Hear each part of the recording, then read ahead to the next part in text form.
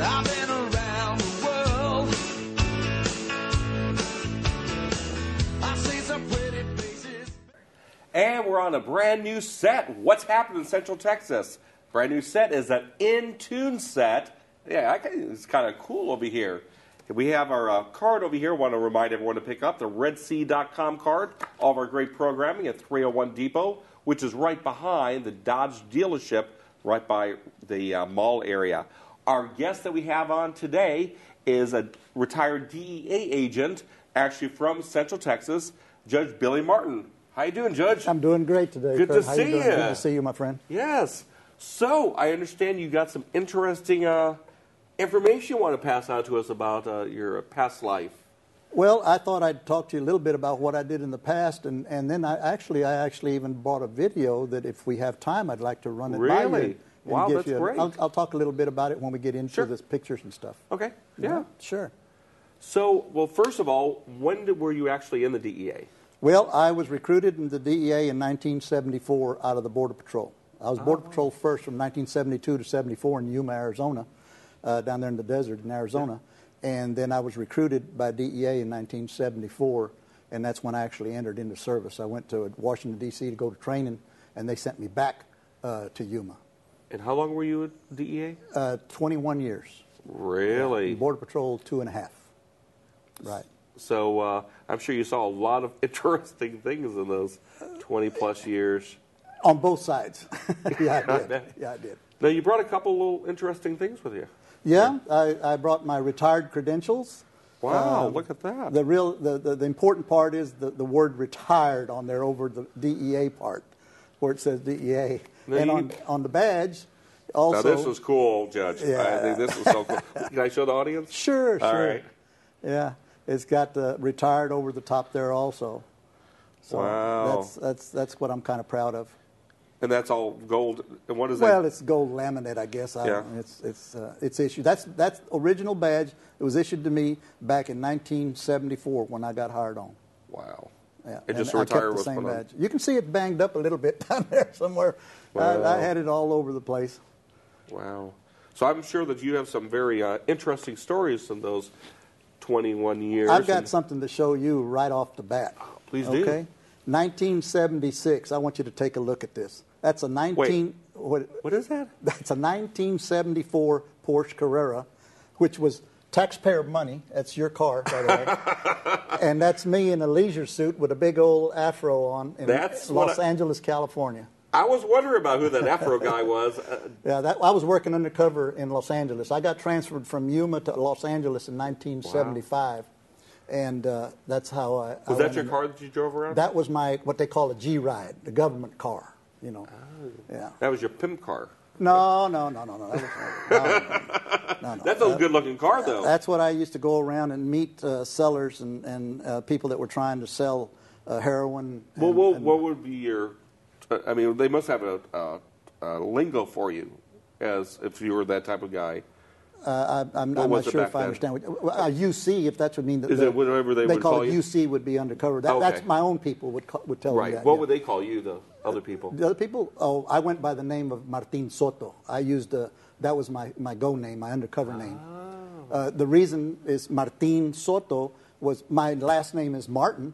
So if any of them ever said Martin or something like that, if they said Soto, I may not react. But if they said Martin, well, I knew they were talking about Martin, which was me. So I could real quick get into the conversation or acknowledge the fact that that was me.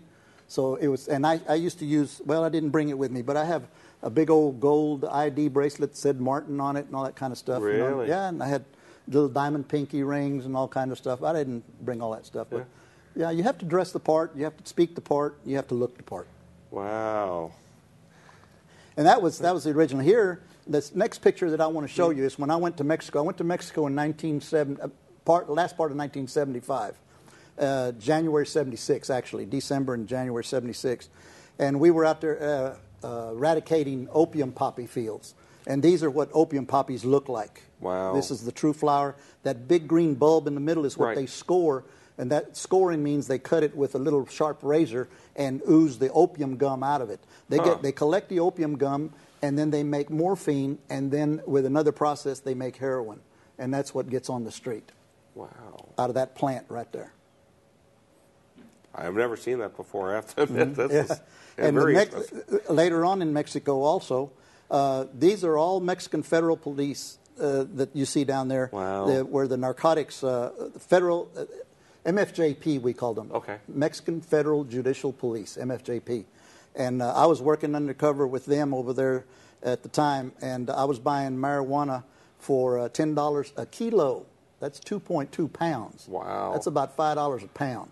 And I was buying undercover down there, and we bought, that's part of a 5,000-pound load that we seized that day.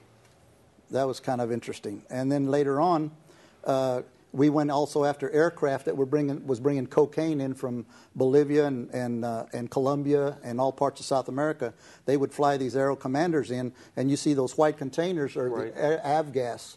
And they would have those in there, and they would have them wired to the fuel tanks so they wouldn't have to land or stop. They could make one start and go all the way to the destination. Now, I didn't see any runway or anything. They just land where? What they did was they landed on the Pan American Highway, the international highway.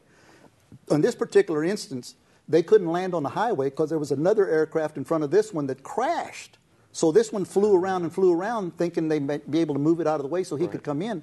So he went and he landed on a beach off of the coast of Sinaloa in Mexico on the west coast on the Pacific Ocean. And he thought he was on dry sand, and it turned out to be just a cake on top of mud. And that's why you see all that mud and everything. And he actually crash landed. And on the next photo, you'll see what was inside. You'll see those are the bales. Wow. Those are bales of cocaine that were inside that aircraft. And that's just came out of the luggage compartment. What's the street value of that? Oh, now today? Yeah. Oh, I don't know, man. It's been so long. I retired in '95, so inflation What about and everything back then? else. Back then, you could probably buy a kilo of cocaine for about $44,000. Back then, but I don't know what. Right. That's just part of the load, so you just can't imagine what it was like. And on the next photo, there's the rest of the load. That other part was just what was in the aircraft, and then we got the rest of it out of the aircraft, put it all in the evidence locker over in Mexico, and that's what it looked like there. That's approximately 8 tons, about 16,000 pounds in 2 different aircraft. Because the one that crashed couldn't unload either, so we got that load and we got the one over on the beach. Double so whammy. Yeah, 2 for 1. Hey, all right, you like that? Yeah. Double pay. Right. And then and then from there I went on to Bolivia. And I was in Bolivia for quite a while. Now, this is a Bolivian field that's actually being harvested by the Bolivians down there. It's not illegal to grow coca bush in Bolivia. And that's why they're out there. You can see them doing it out in the open. After they harvest it, you'll see them, they dry it out in the front of their houses in the streets on big tarps. They dry it up. Looks like floor mats. Well, I mean, honestly, from the picture, it does look like a mat. Yeah, well, it's all leaves dried up there. Wow. And then those leaves are processed, and while they're processed, they're made into cocaine. See, these are maceration pits. They put those leaves in these maceration pits, and this is what the video that I brought, it shows you exactly the junk and the poison that people put in their bodies when they consume cocaine, because you'll see what is used to manufacture that stuff. Wow. Not just the leaves. There's all kinds of other stuff that's chemicals that goes in there. That's on. Well, I mean, you brought a lot of cool pictures. Now, is there a possibility you can come back next, or actually Thursday, and show us the video? Sure, I'd be happy to. Okay. So, because I really want to make an impression on the people out there, especially the young people that may be tempted. And see, here's the finished product of everything right there. That's cocaine paste. That's not cocaine hydrochloride or cocaine base. That's not crack stuff. That's the very first stage, from leaf to paste. So that's what it looks like right there. Unbelievable. And there is I was working in Bolivia, and we went into a cocaine lab, and we got a working lab, and all that white stuff you see all around me there, that is cocaine hydrochloride. It's gone through 2 or 3 processes, and now that is the finished product. That would be, after that, probably packaged up and shipped to Mexico or somewhere, and then brought into the United States. So that's where they add all those chemicals you're going to show us on Thursday. The chemicals are the result. That's the result of all the chemical process. I follow you. Okay. And these are some of the weapons that we seized at that particular lab and the hacienda that lab was located in. That's some heavy equipment. Yeah, they got a bunch of AUGs, which is an Austrian military weapon, and they got some M1s, and they got some Galil, some Israeli rifles and stuff, and they got all kinds of weapons down there. But they didn't get a chance to use them because we came in kind of surreptitiously. Is that you? That's me, way back when. Wow. Yeah, that's without the gray mustache. Wow. And here in Bolivia as well, we also patrol the Amazon rivers. Those were patrol boats. They're like PT boats. Right. The U.S. government donated them to the Bolivian government as long as they used them to eradicate the cocaine problem down there. So we would get on those boats, and we'd live on those, not on those boats, but we'd live on like a big mothership, and we'd go out on those boats and patrol the river looking for other boats that were transporting the cocaine up and down the Amazon tributaries. They come out of the labs, out of the jungle, go on the river and haul it, to somewhere for transportation. There's just a little closer shot of that. Okay. Of that boat there. Wow. So it's the same thing there. So that's pretty much it, and as far as what was going on.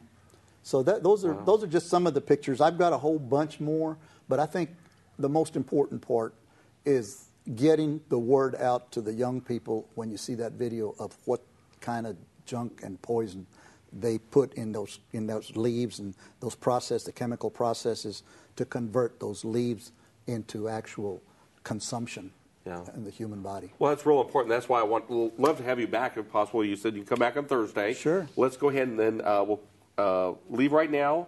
Appreciate you coming down to the Red Sea studio here. And we'll watch that video next week, and thank you very much. I'll come back. I'll bring it with me, and we'll put it up there, and we'll talk about it. Yeah, definitely. All right, thank you. Well, it's been a real pleasure. And again, we are on the set of the new In Tune program, which is local bands that we'll be featuring here at Red Sea TV. Until Thursday, we'll be back. See you then. That's Compadre Furniture in downtown Waco. We're left on the corner and right on the prize. Places I've been around the world.